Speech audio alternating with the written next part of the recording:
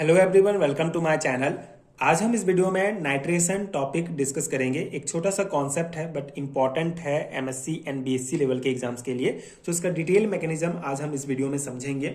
सो nitration क्या होता है? बेसिकली एक केमिकल रिएक्शन है जिसमें किसी ऑर्गेनिक कंपाउंड में नाइट्रो ग्रुप NO2 इंट्रोड्यूस किया जाता है। ये एक इलेक्ट्रोफिलिक सब्स्टिट्यूशन रिएक्शन होता है जो अक्सर एरोमेटिक कंपाउंड के साथ की जाती है। ठीक है, तो इसका बेसिक डेफिनेशन क्या है कि on heating benzene with mixture of concentrate HNO3 and concentrate H2SO4 nitrating mixture nitrobenzene is form. ठीक है, तो बेसिकली जब किसी बेंजीन को नाइट्रेटिंग मिक्सचर, ठीक है, नाइट्रेटिंग मिक्सचर मतलब कि नाइट्रिक एसिड और सल्फ्यूरिक एसिड के प्रेजेंस में इसको जब रिएक्ट कराया जाता है तो हमको नाइट्रोबेंजीन प्राप्त होता है। यही जो प्रोसेस है, यही जो रिएक्शन है, इसी को नाइट्रेशन कहा जाता है। ठीक है, सिंपल सा है। जब बेंजीन को concentrate nitric acid and concentrate sulphuric acid के प्रेजेंस में, ठीक है, जब रिएक्ट कराया जाता है तो हमको नाइट्रोबेंजीन प्राप्त होता है। अब इसको नाइट्रेटिंग मिक्सचर क्यों कहा जाता है? क्योंकि ये एक पावरफुल एसिडिक मिक्सचर होता है। ठीक है, तो इसीलिए इसको दोनों के मिक्सचर को, मतलब nitric acid and sulphuric acid के मिक्सचर को नाइट्रेटिंग मिक्सचर भी कहा जाता है।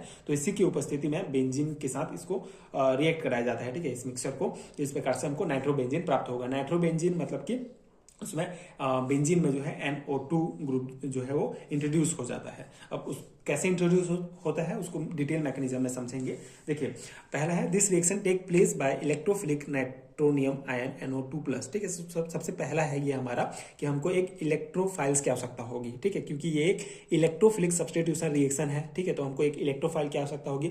अब ये इलेक्ट्रोफाइल जो हमारा है वो है नाइट्रोनियम आयन। अब नाइट्रोनियम आयन का फॉर्मेशन कैसे होगा? जब ये जो हमारा सल्फ्यूरिक एसिड और नाइट्रिक एसिड है, ठीक है, सल्फ्यूरिक एसिड और नाइट्रिक एसिड को जब हम रिएक्ट कराते हैं तो सल्फ्यूरिक एसिड के प्रेजेंस में नाइट्रिक एसिड, ये जो सल्फ्यूरिक एसिड है ये नाइट्रिक एसिड से वाटर निकाल देता है। ठीक है, वाटर को निकाल देता है और नाइट्रिक एसिड को एक्टिवेट करता है। ठीक है, यहाँ पे हम जो कॉन्सेंट्रेट H2SO4 है इसको हम एज ए कैटलिस्ट यूज कर रहे हैं, तो ये नाइट्रिक एसिड को बेसिकली एक्टिवेट करता है। ठीक है, यहाँ से एक वाटर मॉलिक्यूल बाहर निकालेगा और इसको जो है एक्टिवेट करता है, जिससे जो है एक पावरफुल इलेक्ट्रोफाइल्स नाइट्रोनियम आयन बन जाता है। ठीक है, मतलब बेसिकली जब ये एज ए कैटलिस्ट यूज हो रहा है तो ये क्या करेगा, इसको एक्टिवेट करेगा, जिससे हमको ये फिर नाइट्रोनियम आयन प्राप्त होगा। अब ये nitronium ion as a electrophile की तरह वर्क करेगा। ठीक है, इलेक्ट्रोफाइल की तरह फिर आगे ये काम करेगा। कैसे करेगा? आगे रिएक्शन क्या होगा, जब फिर ये बेंजीन पर, ठीक है, बेंजीन पर ये जब रिएक्ट करता है किसी कार्बन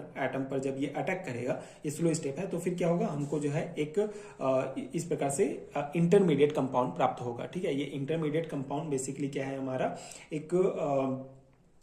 एक रिजोनेंस हाइब्रिड है। ठीक है, मतलब कि ये सभी रिजोनेंस स्ट्रक्चर का एक कॉम्बिनेशन है, एक रिजोनेंस हाइब्रिड प्राप्त होता है जो एक इंटरमीडिएट कंपाउंड होता है फर्स्ट स्टेप में। फिर सेकंड स्टेप में इंटरमीडिएट कंपाउंड क्या करेगा, इंटरमीडिएट कंपाउंड्स किसी भी बेस की उपस्थिति में, ठीक है, जैसे यहाँ पे ये हमारा जो हाइड्रोजन सल्फेट आयन है, ठीक है, ये हमारा हाइड्रोजन सल्फेट आयन यहाँ पे भी हमको प्राप्त हुआ था। तो उसी हाइड्रोजन सल्फेट आयन की उपस्थिति में जब हम ये इंटरमीडिएट कंपाउंड को रिएक्ट कराते हैं तो वहां से एक प्रोटॉन, एक H+ जो है बाहर निकल जाता है और फिर हमको ये नाइट्रोबेंजीन प्राप्त होगा। ठीक है, तो इस प्रकार से ये जो एक H है इसके द्वारा बाहर निकल जाएगा और H2O बन जाएगा ये, और इस प्रकार से ये हमको फिर नाइट्रोबेंजीन प्राप्त हो जाता है। तो ये सिंपल सा जो है हमारा मैकेनिज्म है इसका नाइट्रेशन का। ठीक है, आप इसको 3 स्टेप में लिख सकते हैं। पहला हमारा नाइट्रोनियम आयन बनेगा, फिर नाइट्रोनियम आयन से फिर हमारा एक इंटरमीडिएट कंपाउंड बनेगा। यही रेट डिटरमाइनिंग स्टेप होता है, क्योंकि ये जो है हमारा बेसिकली E2 रिएक्शन है। ठीक है, ये हमारा क्या है, बायोमोलिकुलर रिएक्शन होता है। ठीक है, इसीलिए ये जो हमारा इंटरमीडिएट कंपाउंड का फॉर्मेशन हो रहा है ये बेसिकली रेट डिटरमाइनिंग स्टेप होता है, जो स्लो स्टेप होता है। फिर सेकंड स्टेप में क्या होता है, एक बेस की उपस्थिति में एक प्रोटॉन बाहर निकल जाता है, ये फास्ट स्टेप है, जिससे हमको क्या प्राप्त होता है, हमारा नाइट्रोबेंजीन प्राप्त होता है। साथ ही साथ जो एज ए कैटलिस्ट यूज किए थे H2SO4 वो भी हमको प्राप्त हो जाता है। ठीक है, तो इस प्रकार से ये हमारा नाइट्रेशन का कॉन्सेप्ट है। आई होप आपको समझ में आ गया होगा। बस इतना छोटा सा कॉन्सेप्ट है, छोटा सा टॉपिक है। 2 और 3 मार्क्स में अगर आपको पूछा जाता है तो आप इसका बेसिक डेफिनेशन, रिएक्शन एंड ये मैकेनिज्म समझा सकते हैं। ठीक है, आई होप कि आपको समझ में आ गया होगा। एंड अगर आपको हैंड नोट चाहिए बीएससी एंड एमएससी लेवल के एग्जाम्स के लिए तो नीचे डिस्क्रिप्शन बॉक्स में आपको लिंक मिल जाएंगे, आप चेक कर सकते हैं। एंड अगर वीडियो हेल्पफुल है तो आगे के वीडियोस देखने के लिए चैनल के साथ जुड़े रहिए। Thank you so much for watching.